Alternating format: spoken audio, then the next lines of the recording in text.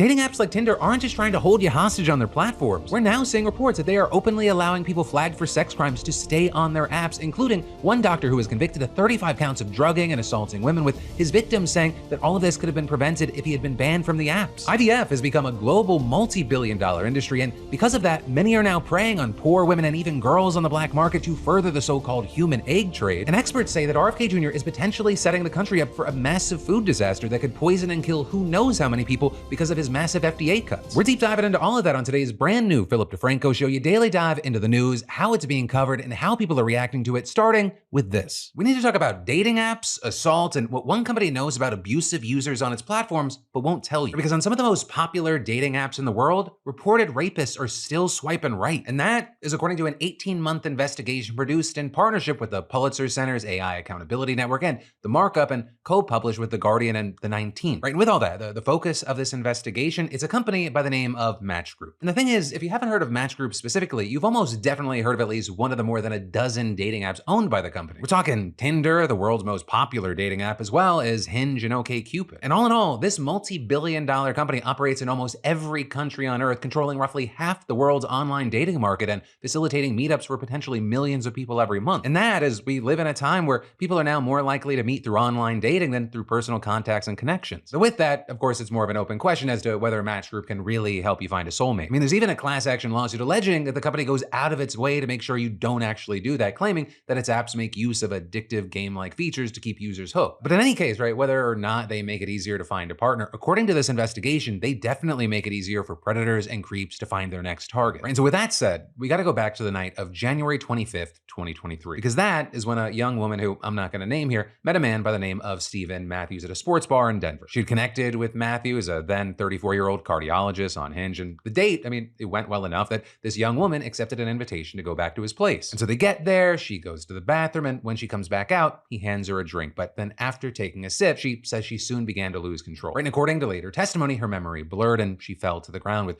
Matthews then filming her, putting her in a headlock and kissing her forehead. But then, thankfully, she managed to free herself, grab most of her things, and leave despite Matthews trying to force her back inside. With this young woman eventually waking up at her home, soaking wet on her bathroom floor without even having taken the key out of her door. And finally, after throwing up for hours, she somehow had the presence of mind to report the assault to Hinge. But what she didn't know, and what Match Group did, another woman had reported Matthews for rape just a few days before. And in fact, the first time the company had been alerted to his behavior, it was almost 3 years earlier in September of 2020 when yet another woman had reported him for sexual violence. And get this, a little more than a week after his assault on the woman from the sports bar, another woman reported him for rape. This time, though, the survivor also went to the police, with then at least 15 women eventually reporting Matthews had raped or drugged them. And nearly every one of them said that they had met the man on dating apps run by Match Group. And so ultimately, his arrest was the only thing that actually got him off the apps, despite the information the company had on him. In fact, at one point, after Matthews had already been reported for rape at least once, Hinge elevated his account as a so-called standout profile to be seen by more people. And what's more, Match Group reportedly didn't make it easy for prosecutors to build their case. Right, a search warrant was reportedly issued for Hinge in July of 2023, but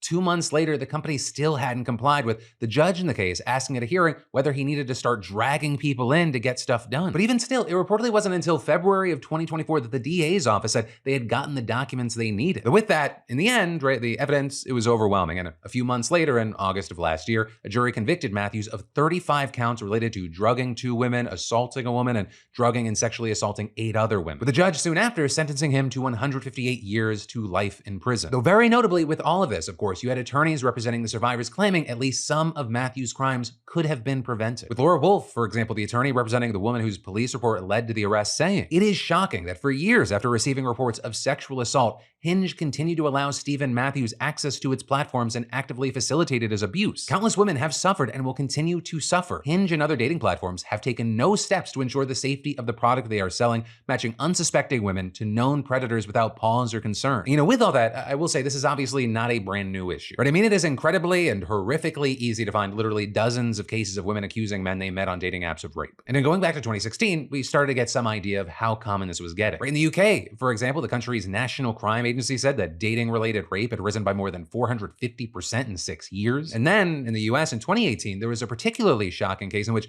police identified a man they said used Tinder to find, rape, and kill victims in New York, Connecticut, and California. And with all of that, over time, of course, more attention shifted to what role or responsibility the dating apps themselves had to improve user safety. With a thing in 2019, for example, ProPublica revealing that Tinder, OkCupid, and Plenty of Fish let known registered sex offenders use its app. With the outlet also reporting in 2021 that moderators for certain apps were ill-paid, poorly trained, and overworked, where sometimes they were left with just a few minutes to resolve customers' claims of sexual assault. And then in 2022, you have things like a Utah-based research team also shedding light on this issue with an analysis of hundreds of sexual assaults across the state, with them finding that attacks facilitated by dating apps happened faster and were more violent than when the perpetrator met the victim through other means. With them also noting that survivors of dating app-facilitated sexual assault were more likely to self-report mental illness and/or the use of psychotropic medications, with the researchers concluding, quote, violent sexual perpetrators use dating apps as hunting grounds for vulnerable individuals. And so with all that, Match Group publicly promised to improve safety and increase transparency since at least around 2020. Right in 2021, for example, saying in its inaugural impact report that it was working on standardizing its safety incident data, tracking, and reporting, saying they have a goal of creating its first transparency report in the US in 2022 to, quote, ensure that as we grow, we continue to prioritize the safety, security, and well-being of our users. However, as I'm recording this in 2025, the report has not been released. And that's just one of the ways that the company may be letting its users down. Now, with all this, of course, I will say the unfortunate truth is that whether it's dating in the real world or online, it is never risk-free, especially if you're a woman. But Match Group, right, this investigation found has been doing far less to mitigate these risks than it could be. Or to use words from this investigation, quote, while Match Group has long possessed the tools, financial resources, and investigative procedures necessary to make it harder for bad actors to resurface, internal documents show the company resisted efforts to spread them across its apps, in part because safety protocols could stall corporate growth. And with that, again, looking back, let's talk about what the company did do to try and make things better. So on September 28th, 2020, the same day Matthews was first reported to Hinge for rape, Match Group hired its first ever head of safety and social advocacy. And over the next few years, the company stepped up its cooperation with law enforcement, introduced an optional AI-assisted photo verification system on its apps, and looked into other ways of collaborating with companies and nonprofits to improve app safety. And an example of one of those nonprofits is called Garbo, and it started providing an online background check service to Tinder members in 2022. And with that, I'll say, all these approaches, they can be criticized. Or there's concerns about user privacy, for example, and then with the background checks, you have experts saying that they're not always reliable since they often pull from outdated databases. Not to mention, most people who commit sexual abuse don't ever come into contact with the criminal justice system anyways. Where less than half of sexual assaults are reported to the police, and the overwhelming majority of perpetrators never end up in jail or prison. Right? I mean, like Matthews, he didn't have a criminal record and he raped multiple women before being reported to police. But, in any case, you could say at least it was something, right, for security. But then, about a year and a half after that partnership started, Garbo ended its relationship with the company, with a single blog post coming from the org's founder, not naming names, but saying, it's become clear that most online platforms aren't legitimately committed to trust and safety for their users. Saying, there are some great companies that do take our mission to heart, but the sad reality is that most social networks, dating apps, and online platforms care more about the bottom line than they care about you. And the investigation's other findings, which are based on internal company documents as well as testimony from former employees, seem to back that up. Like, for example, Match Group's official safety policy says that if a user has been reported for domestic abuse, assault, or criminal activity,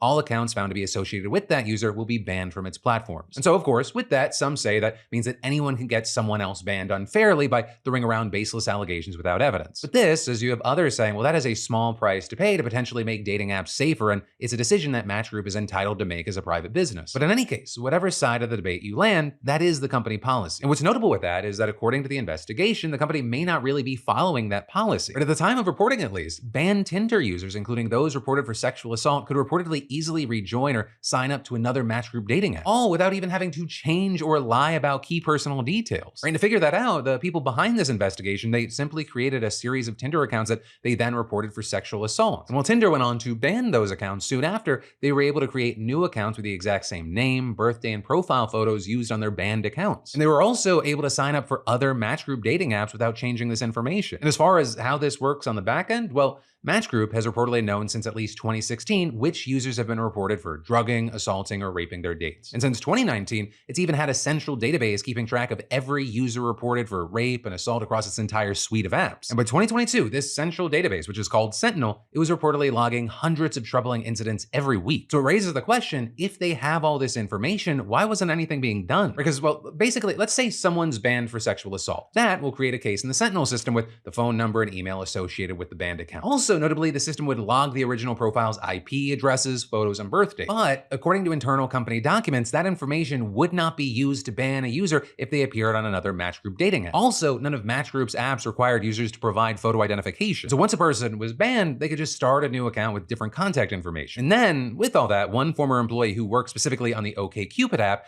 he says he and his team tried to remedy these issues. So for example, he says they developed a tool to automatically ban a profile that was linked to a phone number, photo, or URL that had been previously banned, even if the user had made an account with a different email or IP address. And while he says that company leadership praised their work, he also says they never tried to replicate this work at the company's other apps. In fact, he claims that he and his team face pressure to speed up investigations and train outsourced labor to use complicated moderation tools. And then, with all that, he left the company in 2022, claiming that most of his team also left due to a negative workplace environment. Also, that same year, Match Group fired the woman it had hired as its first head of safety and social advocacy, with then much of her team also getting laid off in the next few months as well. And then, in February of 2024, the remaining critical investigators and law enforcement liaisons on the central safety team got kicked out too. We then also saw in 2024 the company getting a new CEO who reportedly put even less of an emphasis on trust and safety than the previous leadership. With, for example, in more than a year of quarterly investor calls, he reportedly only referenced safety efforts once. Also, under his leadership, all mentions of a transparency report disappeared from the company's annual impact report. Or with that former employee saying about this guy, he just wants to make money. He's just there to increase profits. If you're looking at a bottom line, then it's easier to have a lawsuit than it is to provide safety. I know which one he's going to pick. Now, with all that said, there seems to be another shift back the other way with a new CEO and a little more emphasis on safety. Or with the issue coming up more often in general, also, there's a new VP of trust and safety being hired, and then some new features being tested out on the apps. Also, thanks to a new law in the EU requiring tech companies to disclose reports of non-consensual behavior, you can now find thousands of sort of incident reports being uploaded to a European database. But notably there, I will say, there's not a whole lot of information in them. Also, I'll say on the US side, there's not much movement at the national level, but some states are making an effort. Colorado notably passed a law triggered by the Matthews case that forces dating app companies to tell the state attorney general which safety measures they're taking to protect users. But it also doesn't currently require the company to tell the state or the public how many people report being raped or assaulted after using its platform. And of course, with all this, Match Group, they've defended its efforts to make its platform safe, with the company claiming they vigorously combat violence, saying, "We take every report of misconduct seriously and vigilantly remove and block accounts that have violated our rules regarding this behavior." But, ultimately, we're gonna have to wait to see where all this goes. But if it's an industry likely to be more regulated anytime soon, also, will there at least be enough of a profit incentive for Match Group and other dating companies, which have been struggling for a few years now to keep trying to step up safety? And of course, with this, I'd love to know anyone and everyone's thoughts, as well as experiences with these apps. And then I've got even more news for you in just a moment. But first, have you ever wondered why your razor feels like it's working against your skin instead of with it? Because shaving, it shouldn't be a daily war with your face. And have you ever wished it could actually be healthy for your skin? And well, with that, I've got the solution. Our fantastic sponsor, Henson Shaving, is the solution. Trust me, it is a game changer. I mean, no more irritation, no more redness, just have the cleanest, healthiest shave you've ever had. Right? Most razors, they let the blade wobble, which I gotta ask, would you want your kitchen knife flexing while cutting? No. And well, Henson's razors, they're precision engineered in the same Canadian aerospace shop that made parts for the Mars rover. The blades extend 1/1000th of an inch for a stable, skin-friendly shave. And here's the kicker. Each year, 2 billion plastic razors go straight into landfills. But Henson lasts a lifetime. You only spend $3 to $5 annually on replacement blades, no subscription fees. It's just an incredible shave at a low cost. And all you gotta do is head to hensonshaving.com/DeFranco to pick the razor for you and use code DeFranco to get a pack of 100 blades free with your razor. That's enough for 2 years of shaving. Just make sure you add it to your cart. That's a free pack of 100 blades when you head to hensonshaving.com/DeFranco or scan the QR code on screen and use code DeFranco. But then next up today, we need to talk about the dark side of IVF, and specifically those cases, at least 6% of them, according to estimates, in which the eggs used aren't coming from the woman trying to get pregnant, but from a third-party donor. Because while this can absolutely be an amazing way to give someone the gift of having a child, I mean, the global human egg trade is also a massive money-making business, often operating in a legal gray area, if not outright outside the law. Right, and that, according to an investigation from Bloomberg Businessweek, showing how egg donors can be exploited and have their health put at risk in the name of profit. But to really start this off, we gotta go back to how all this started way back in England in 1978, right? Because that is when Louise Joy Brown famously became the first person born after being conceived in a petri dish using the egg and sperm of her biological parents. With then, a few decades later, a new technology known as vitrification emerging encouraging allowing donated eggs to be flash frozen, stored, and used later with much greater success than the previous method of, just sticking them in a freezer, which can actually lead to the formation of ice crystals that damage the eggs and lower the chances of survival. And with all that, by 2012, the world's largest organizations representing fertility practitioners backed the technique, and it was no longer experimental. And in the US alone, the number of fertility procedures using frozen donor eggs or embryos tripled to 26,700 between 2012 and 2021, according to the CDC. With most IVF treatments involving women using their own eggs, and in at least 6% of cases, the eggs reportedly come from so-called donors who agree to have their eggs removed often, but not always, in exchange for money. In fact, every 15 seconds or so, a batch of eggs is extracted from a woman somewhere on the planet. Right? Globally, more than 120,000 embryos were created with donated eggs just in 2019. And that was actually almost double the number in 2011, according to the International Committee for Monitoring Assisted Reproductive Technologies. However, I will say the real number is almost certainly much higher. Right? One, the numbers do not include India, which is the most populated nation on earth, where, there are at least 1,400 fertility clinics registered with possibly thousands more in operation. And while donated eggs are used in a small percentage of embryo transfers worldwide, more than a dozen doctors in India told Bloomberg that at their clinics, it can range from 30 to 50%. And then two, while 120,000 is the most recent estimate, that's more than half a decade old, and we know that this is a fast-growing industry. And in some of the few countries that do reliably track shipments, for example, the numbers are exploding. In Italy, imports of eggs nearly tripled over 5 years, reaching almost 18,000 shipments in 2021. And in Brazil, imports increased from only 4 in 2016 to more than 2,500 shipments in 2023. And so with all that, the global market for assisted reproduction is reportedly already worth around $35 billion.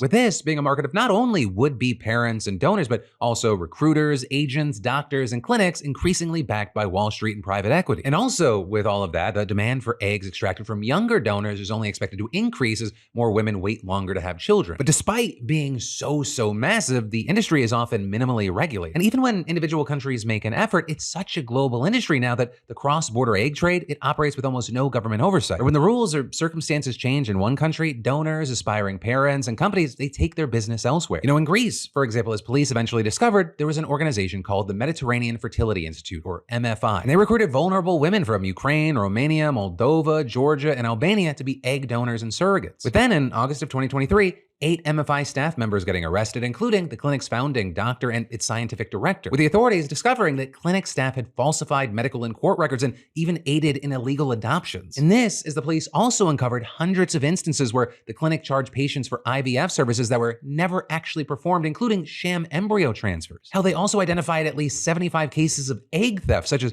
one woman named Maria who reportedly froze her eggs for herself, but later found that the clinic had taken more than they told her, and they used them to create embryos for another woman, with Maria reportedly still having no idea whether a child was actually born from her eggs. And while this is an extreme case with one organization in one country, we also know it is not the only horror story to be found. Right? Just going back to India, for example, egg donors there must be at least 23 years old. But in October of 2023, a 13-year-old girl in the city of Varanasi donated, with her reportedly having been recruited by her grandmother's neighbor who told her she could earn as much as 15,000 rupees, which is about $180. With the woman even having her pose for a photo for a fake ID, showing her as 24, drilling her on her story that she had to tell, and had her own husband sign off as the girl's spouse. With the girl's mother later learning what happened, reported it to police, and eventually police arrested the woman who had recruited her daughter, her colleague, and another 3 male accomplices. But also, notably, all 5 have since been freed on bail. And this, as it's become clear that this young girl is far from the only victim, right? The guy who made the fake IDs, he said that one of the women who recruited young girls initially asked him to falsify 1 or 2 cards every few days, but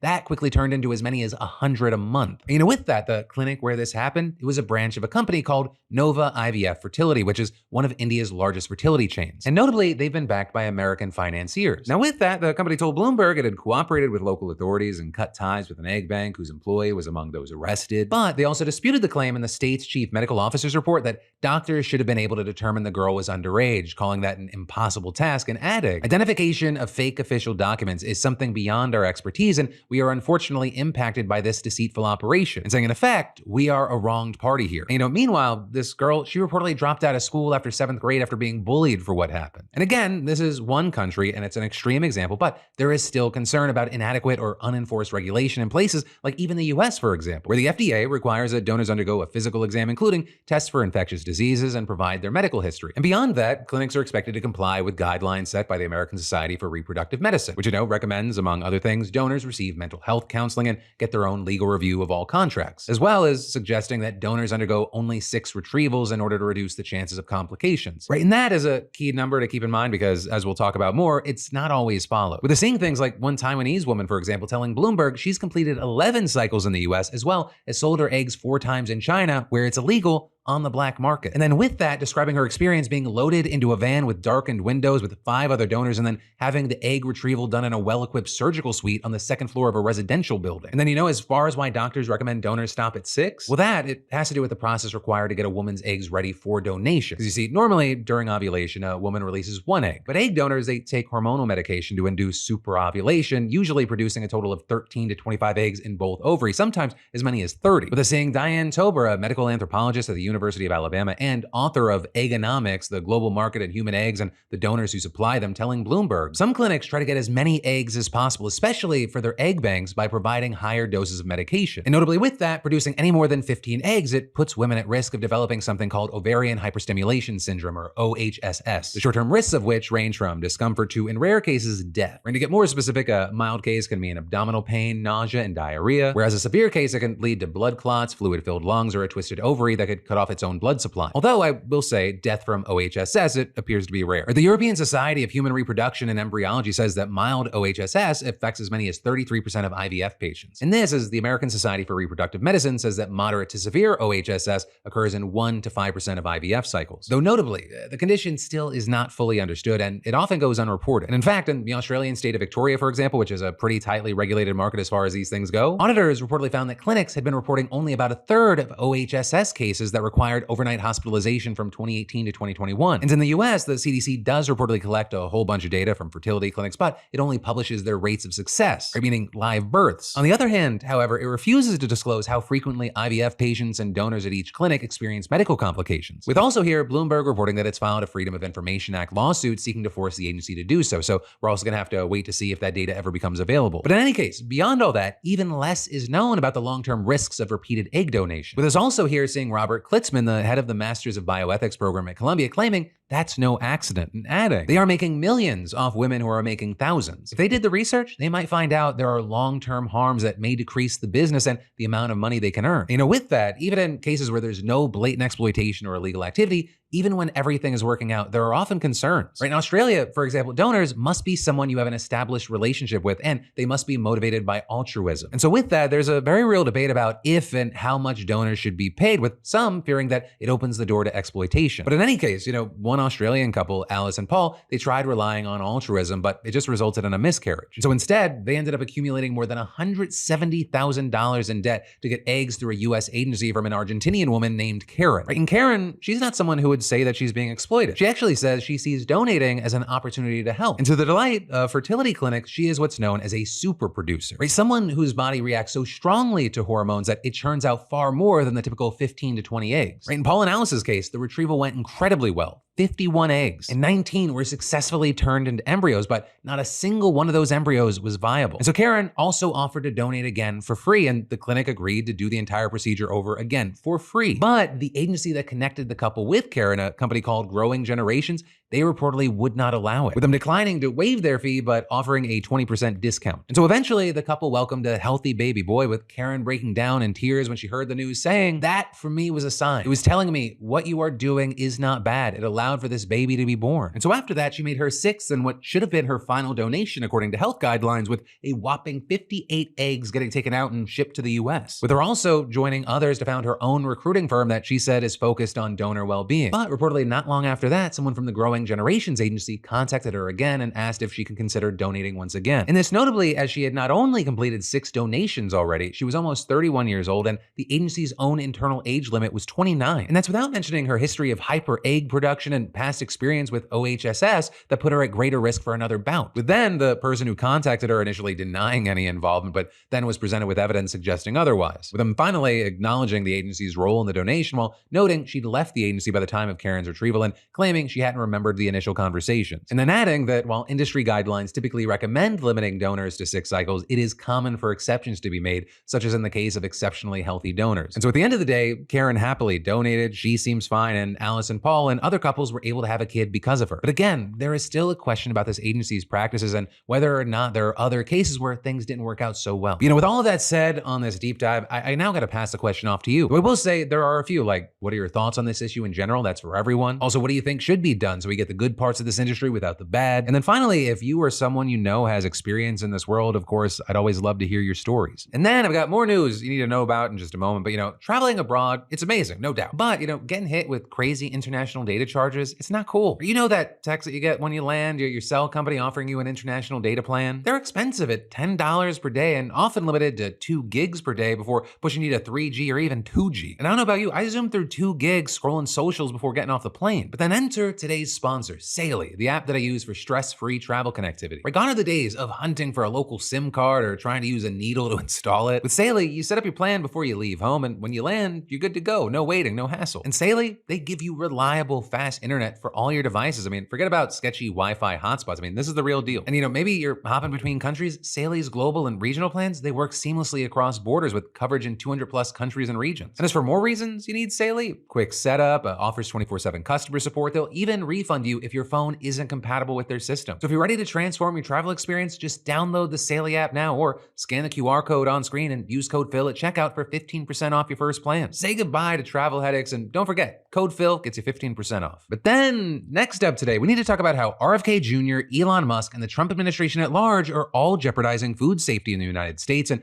increasing the risk of Americans getting sick or poisoned by foodborne illnesses. Because ensuring the safety of the food system, it's one of the most impactful things the federal government does. It's something that it's relevant to literally all Americans, regardless of where they live or what their politics are. Now, of course, like any system, this one is not perfect. According to CDC estimates, foodborne illnesses cause over 3,000 deaths and 127,800 hospitalizations each year. You may remember there have been some very high-profile incidents in recent years. The Boar's Head Listeria outbreak last summer, the worst in more than a decade, which resulted in 10 deaths, 60 hospitalizations, and 7 million pounds of meat getting recalled. Then there were the lead-laden applesauce pouches that poisoned at least 60 kids. And then, of course, there was the whole Abbott baby formula disaster where several products were recalled and a whole plant was shut down due to the spread of a bacterial infection. In fact, data shows that recalls have actually been increasing in recent years. According to the FDA, which groups food and cosmetics together in data, 1,908 of those products were recalled in the last fiscal year that ended in September. That's the highest level since 2019, before the number of recalls fell during the height of COVID. But very notably, experts say that the rise in recalls, it doesn't mean that the food safety system is becoming more dangerous. It's actually the opposite. The system, it's working better, right? There aren't necessarily more outbreaks now than there were before, but the technology and tools used for catching and tracking outbreaks have improved, allowing officials to identify and manage outbreaks that may have been happening all along. Without the food safety system, all of those situations would have been a lot worse. We could see a lot more outbreaks, hospitalizations, and deaths in general. During each outbreak, federal, state, and local health officials across multiple agencies, they conduct a labor-intensive process to trace the spread from each sick person to a given product, issue recalls, and ensure the products are pulled from shelves. Now, we're seeing experts say that the system is in peril thanks to ongoing DOGE cuts and policy changes by Health Secretary RFK Jr., who oversees agencies like the CDC and FDA. And so now, many in the food safety field, they're worried that when taken all together, these actions could result in more unsafe foods reaching the market, more outbreaks, and a government that is less able to respond quickly and effectively. With that, including Darren Detweiler, a food safety consultant and professor who lost his young son in an E. coli outbreak, explaining, it's as if someone without enough information has said, what's a good way to save money on our automobiles? Let's just take out the seatbelts and airbags because do we really need them? And he says that's exactly what we're seeing in various different actions taken by the Trump administration, Musk, and DOGE. For example, numerous essential food safety workers, they've been swept up in Musk's purge of federal workers. But according to reports, 5,200 probationary workers were fired across Kennedy's Department of Health and Human Services, including FDA staffers working on the safety of food additives. And those cuts were so dire at the time, you even had the FDA's Deputy Commissioner for Foods, Jim Jones, resigning from his post, with him saying in his resignation letter that the indiscriminate firing of nearly 90 staffers in his division made it fruitless for him to continue, and adding that he had been looking forward to working on Kennedy's goals of making America healthy, but the Trump administration's disdain for the very people who would do that work gave him no choice but to leave, with him then going on to explicitly take aim at RFK Jr., saying, past remarks he's made criticizing the FDA are false and undermine the agency as a whole. And all of this, as many have noted, those layoffs aren't expected to significantly reduce government spending. Almost half of the FDA's $6.9 billion budget, it comes from fees paid by companies the agency regulates. But also, the DOGE-related layoffs, they don't just impact the health department. The agriculture department, which also oversees food safety, they've reportedly laid off key workers like food safety inspectors. Now, notably here, it's since been reported that the FDA moved to rehire essential employees who were laid off, including ones working on food safety. And similarly, the USDA also said it was trying to reverse the firings of several officials working on bird flu that the agency had accidentally fired. And even beyond all that, a federal judge has also since ordered the Trump administration to reinstate thousands of probationary workers, ruling that their termination was illegal. But since that ruling, RFK Jr. announced that he would be laying off 10,000 HHS workers as part of a massive overhaul. And some of the biggest cuts were made to the FDA staff, with Kennedy saying that he'll slash 3,500 workers, nearly 20% of the agency's workforce. And you have experts saying that those purges will certainly impact people working in food safety, with the FDA commissioner under Biden saying, "The FDA as we know it is finished, with most of the leaders with institutional knowledge and a deep understanding of product development and safety no longer employed." Now, of course, there is still a question of whether this move will pass legal muster. I mean, things move so fast, there's always a chance that the second this show goes up, the whole effort will be blocked or reversed. But still, you have experts saying these staffing disruptions, they've jeopardized the food safety system, especially given the fact that many people won't return to their old jobs after everything that's happened. Especially as it comes at a time when the FDA was already dealing with Biden-era budget cuts and understaffing due to competition from private sector jobs that can offer higher salaries. But also, beyond that, the firings haven't been the only cost-cutting disruptions. Government credit cards regularly utilized by FDA scientists to buy and test food were also frozen under an executive order that Trump signed backing the efforts of DOGE. A move that slowed or stopped the testing of grocery store products for hazardous bacteria and monitoring packaging for forever chemicals. And the stakes there are incredibly high, with one expert even explaining, even hours can matter in an outbreak. Any delay is unacceptable when you're dealing with a product that can kill someone. And then, to make matters even worse, in early March, the administration eliminated 2 expert committees that advise the federal government on key food safety matters: the National Advisory Committee on Microbiological Criteria for Foods and the National Advisory Committee on Meat and Poultry Inspection, with this also coming as part of Trump's executive order to reduce government bureaucracy. But experts have said that both of these panels were incredibly important and barely cost the government anything, saying their combined budget was around $300,000 a year and members weren't even paid salaries. You know, with that, many officials have raised alarm bells about the disbanding of the Microbial Committee in particular, with seeing experts saying it upends progress that the panel made on studying how to more accurately identify babies who are at risk for being infected with a deadly bacteria that contributed to the closure of the Abbott baby formula plant. And that's in addition to ruining 2 years of work using existing technology to limit outbreaks, which is a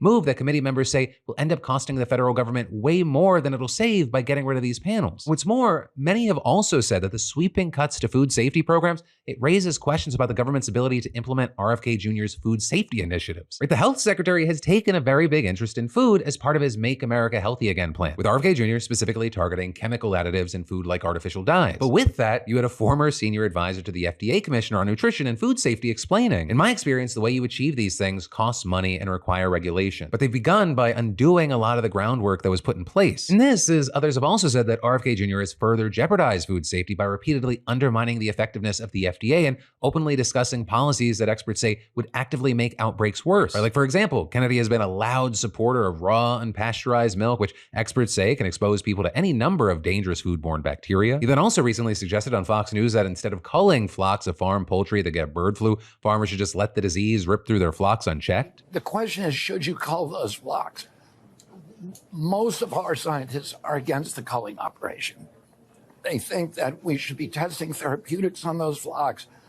They should isolate them. You should let the disease go through them and identify the birds that survive, which are the birds that probably have a genetic inclination for immunity. And those should be the birds that we breed like the wild population. Now, notably here, Kennedy doesn't have a say in agricultural policies, though Trump's agriculture secretary has also said that there are farmers who would be willing to try this idea as sort of a pilot program. But this, as experts widely agree, that it would be an absolutely horrible idea. In addition to causing unimaginable poultry death tolls that would further increase egg shortages and grocery prices, Kennedy's plan just simply wouldn't work. The bird flu is incredibly deadly for poultry, and very fast acting. I mean, almost all farm birds that get infected die within a matter of days. So that means, one, these birds aren't developing antibodies that could help them survive reinfection. They're just dying. And two, given how rapid the deaths are, there's really not anything scientists could study to uncover future treatments or resistance. With one expert even explaining that resistance in chickens and turkeys is not a thing. And this is allowing the virus to just proliferate unchecked. It would increase the risk of mutations and spread to other animals like cows, which have already been impacted, as well as humans. With more bird flu among farm animals also then meaning a higher risk of disease transmission from uncooked or undercooked poultry, eggs, and beef, as well as unpasteurized dairy products. I mean, we've already seen bird flu related recalls on raw milk products, which again, RFK has repeatedly touted. So yeah, this is an area that is increasingly concerning and just kind of fucking scary because there's also seemingly not much we can actually do about it besides continuing to monitor the situation. So, stay in the know, try to be safe out there, and of course, in the meantime, I'd love to know your thoughts on this. But that, my friends, is where your deep dive into the news is going to end today. I hope you're liking, actually, like's too strong of a word for news. I hope you're appreciating Deep Dive Week so far. And of course, remember, I've got more for you because I got a brand new show every Monday, Tuesday, Wednesday, and Thursday at 6 p.m. Eastern, 3 p.m. Pacific. Thank you for watching. I love yo faces, and I'll see you right back here tomorrow.